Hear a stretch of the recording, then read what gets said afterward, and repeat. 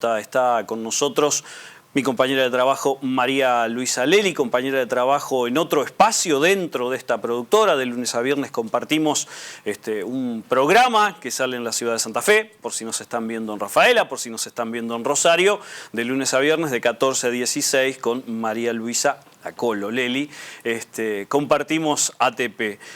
Periodista, feminista, militante en ese campo. Bueno, vamos a dialogar con ella sobre diversas cuestiones que tienen que ver con el género, pero también, en este caso y específicamente ligado al género, lamentablemente vamos a hablar de un transfemicidio que está por elevarse a juicio en este caso, pero también vamos a hablar de lo que disparan justamente estos casos y estas comunicaciones a través de los ámbitos judiciales o a través de los medios de comunicación.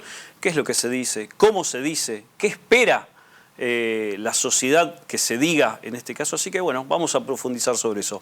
Colo, buenas noches, ¿cómo va? Buenas noches, gracias Sergio por la invitación. La verdad que para mí es un gusto. Bueno, esta semana hemos asistido a la noticia o hemos asistido al tema de que el transfemicidio de Alejandra Ironisi, militante de género, militante también del colectivo de la diversidad, su muerte va a ser llevada a juicio y se pidió una prisión perpetua por parte de la Fiscalía para quien está acusado. Ya es una formalidad para quien es el autor del hecho, básicamente. Sí, efectivamente. A mí lo que me parece fundamental en este sentido es que la Fiscalía, la unidad jefas del Ministerio Público de la Acusación, haya adoptado la figura del transfemicidio. Esto es fundamental no solo en lo jurídico, también en lo que mencionabas hace un ratito. ¿Es el primer caso o ya hay un caso anterior en el cual se haya adoptado esta figura legal? No, creo que ya hay antecedentes. Lo que me parece fundamental es entender qué es la violencia de género. Todos estos temas transitan varias cuestiones. Las problemáticas particulares del colectivo trans, por ejemplo, las problemáticas del colectivo LGTBIQ+, la problemática de las mujeres en los distintos territorios y en las distintas comunidades, pero en lo que sigue estando en el lugar de discusión y todavía de enseñanza, me parece, es entender qué es la violencia de género. Alejandra Ironisi fue atacada brutalmente con 46 puñaladas y luego quemada, su cuerpo fue quemado. Eso es un ensañamiento que busca premeditadamente castigar ese cuerpo. Eso es el machismo, eso es la violencia de género. La violencia de género además tiene expresiones en de distintas maneras. Se expresa en lo verbal, en lo físico, en lo simbólico, en lo mediático, en lo económico, de distintas, porque la conducta machista, o el pensamiento machista, o el patriarcado en su conjunto, ya como una estructura social, política y organizacional de la sociedad, es mucho más grande y acarrea mucha más historia. Pero me parece que, volviendo al tema de que la Fiscalía haya adoptado la figura del transfemicidio, le pone la palabra exacta a lo que efectivamente ocurrió, que fue un asesinato por la condición de género de la víctima. En este caso, una persona trans, una mujer trans. Y lo otro que me despierta esto es, y que fue lo que sucedió el día después cuando conocimos la noticia del asesinato de Alejandra Ironisi en agosto del año pasado, fue sentir una terrible desazón, un terrible desamparo, una ironía muy absurda y muy dramática, que significa que una militante, activista, que llevaba el estandarte. Que llevaba el estandarte incluso en las marchas Ni Una Menos, que pedía a viva voz por los derechos de su colectivo, pero también por derechos sociales. Alejandra Ironisi, cuando se peleaba por la paridad, estaba ahí. Había sido presidenta de la vecinal de su barrio. Había sido presidenta de su vecinal. Fíjate que el año pasado me tocó cubrir la presentación de un libro que tuvo lugar en la legislatura, en el hall de la legislatura. Me siento entre el público y al lado mío se sienta ella. No nos conocíamos, pero inmediatamente nos pusimos a conversar. En esa ocasión, Alejandra escucha la presentación del libro, todo el respeto que amerita en ese tipo de situaciones, y eleva en su momento, pide la palabra, pero no para arengar, no para vociferar, habla como una ciudadana y expresa públicamente la preocupación que le generaba e interpela al público ahí presente en el hall de la legislatura, entre ellos autoridades, por los comentarios transfóbicos que había expresado una diputada provincial, concretamente Amalia Granata, en aquel momento, aseverando que las mujeres trans o que las personas trans tenían privilegios en la provincia de Santa Fe. Alejandra Ironici no tenía ningún prurito en decir qué van a hacer ustedes, legisladores y legisladoras, aquí ante esto. Bueno, eso es lo que hay que tomar. Creo que cuando activistas de esta talla lamentablemente sufren semejante violencia que termina con sus vidas, hay que rescatar esto. Hay que decir, hay que interpelar, hay que preguntar, hay que posicionarse en un lugar y llamar las cosas por su nombre. Por lo tanto, me parece fundamental que recordemos a Alejandra, que sepamos, que pidamos justicia, que la justicia esté a la altura de las circunstancias, y también una lucha que se viene ya planteando ya hace mucho tiempo, que el sistema judicial, el sistema acusatorio, pero también, sobre todo el sistema judicial en su conjunto, pueda comprender qué es la violencia de género y de qué manera... ¿Y por qué se le llama justicia patriarcal a veces? ¿Y por qué la justicia se llama patriarcal? ¿Por qué la justicia termina reproduciendo violencia? Si no entendemos qué significa la perspectiva de género por la que bregamos en las instituciones, no vamos a poder transformar todo lo que necesitamos transformar. Son fundamentales las capacitaciones, pero también hay que tener una voluntad. El caso Mingarini es como... A mí el caso Mingarini me resulta lo más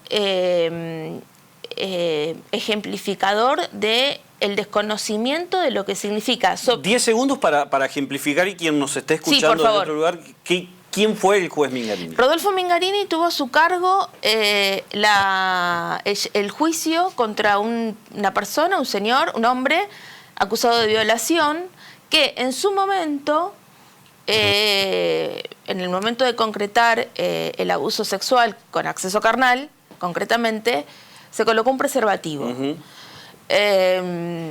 Y Rodolfo Mingarini consideró que ese acto no constituía una violación. Era atenuante. Por el atenuante del uso de un preservativo. Con lo cual, lo primero que, cuando tomé conocimiento de la noticia y con mis compañeras y colegas nos pusimos a trabajar en esto, lo primero que se nos vino a la cabeza fue decir, no sabe lo que es una relación sexual. Y lo que es una relación sexual consentida. Consentida, sobre todo, obviamente. Obviamente. Colo, ¿cómo se toma esta cifra? Y tomando el caso de Alejandra Ironici, pero en los últimos días hemos asistido nuevamente a estadísticas que nos apabullan, que nos dejan abajo de esas mismas estadísticas. 8 femicidios en menos de 20 días. La cifra estadística del femicidio por día, más menos, horas, más menos, sí, sigue estando. Sigue estando hace por lo menos 2 o 3 años que están en uno cada 30 horas, en distintas regiones del país, según los distintos estudios o relevamientos que realizan, sobre todo las organizaciones activistas feministas. Yo sobre eso, que es algo que leo mensualmente, digamos, y también estoy al tanto de esa cifra que mencionás, ahí los patrones de conducta son reiterados y me parece que la política pública el dato ya lo tiene, con lo cual hay que hacer algo sobre eso. Sí, básicamente la mayoría de los femicidas son parejas o exparejas.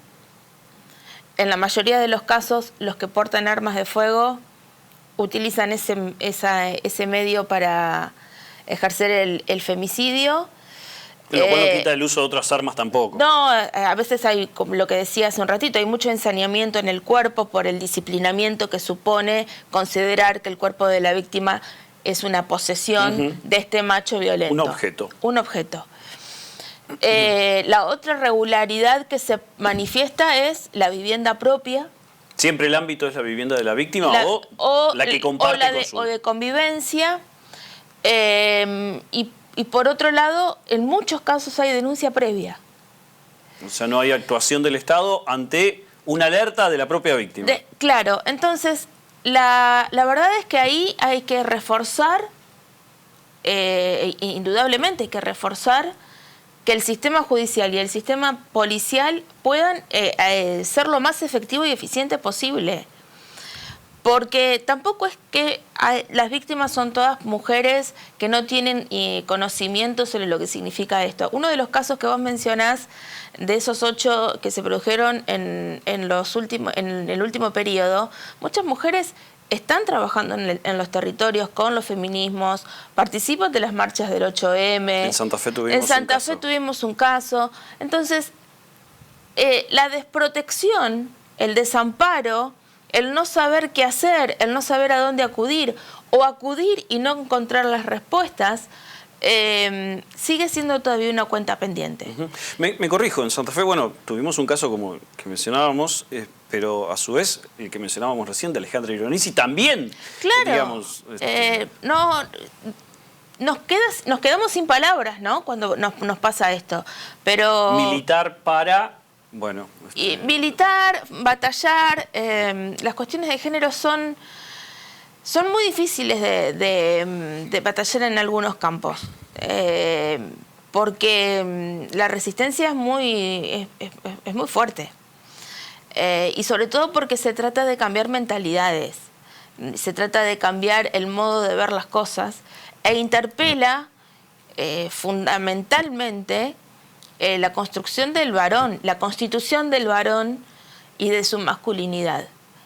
Y en ese sentido hay muchas políticas que se están ejerciendo desde los ministerios, desde las secretarías de género, de diversidad y de igualdad. Me parece interesante que se lleven esos nombres también. No es que no se hace nada.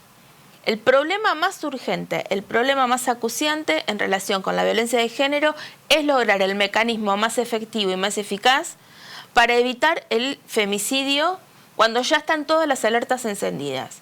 Desde la denuncia en la comisaría hasta la decisión de fijar una perimetral para la víctima. Esto también es un problema porque es la víctima la que tiene que abandonar su hogar y no tiene por qué. Sobre todo si tienen hijos o hijas, ¿no? Y buscar un lugar donde estar, ¿no? Tal cual, tal cual. Se nos terminó el tiempo, Colo. ¡Ay, qué pena! Sí, ojalá hubiésemos... Vamos a seguir hablando de esto como lo hacemos la mayor parte del tiempo que podemos, pero no queríamos dejar de tener esta seña en marzo, mes que obviamente tiene que ver con esto y obviamente serán en fechas claves también, y si no todos los días, como debe ser. Todos los días, sí, la perspectiva de género o la comunicación con una visión más abierta a otros discursos y a otras realidades está en la agenda todos los días. Bueno, muchas gracias. A vos.